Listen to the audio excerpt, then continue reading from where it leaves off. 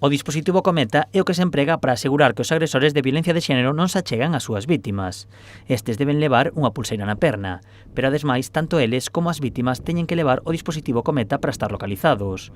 Ao funcionar cunha tarxeta SIM, isto permite que as vítimas reciban chamadas de teleoperadores, o que xera medo e tensión nelas constantemente. A miña denuncia ou a miña pregunta é por que temos que estar levando dispositivos aos que nos pode chamar cualquiera persoa.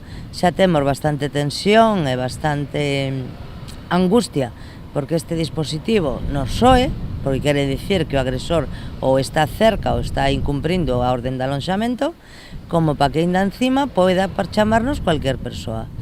A vítima denuncia que o seu agresor é consciente destas alertas, por iso deixase encargar o dispositivo continuamente para mantela con medo. Entonces, que implica que el salga sin la calle, ou que implica que non o cargue, ou que non contesta as chamadas que lle dicen para que o leve?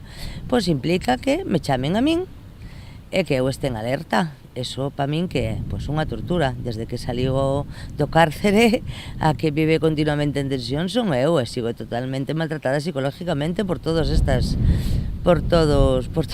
pasos que están dando. Outro dos erros que denuncia deste sistema é que cando quedas en cobertura, as vítimas están desprotegidas. O cual quere decir que hai moitísimos sitios nos que nos sentimos desamparadas, o sea, que non estamos seguras.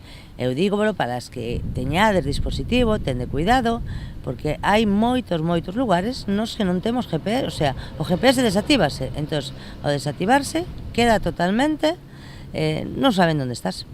Por todo isto, a veciña reclama que se endurezan os castigos ao agresor cando non estea localizado, impedindo así que as vítimas estean en tensión constante e que se mellore o sistema. Que para que cumpla as normas, e as medidas que teñen que ter cuidado con estos dispositivos. E segundo, o que denuncio é que teñen que cambiar estes dispositivos porque non pode ser que cualquier persona me poida chamar. Isto non pode ser. No seu caso particular, Eva Alfonso foi disparada pola súa exparella con 2 tiros no 2018. O seu agresor saiu en liberdade no 2020 e aínda está agardando o xuízo. A vítima lamenta que a xustiza sexa tan lenta e que o seu agresor siga estando en liberdade.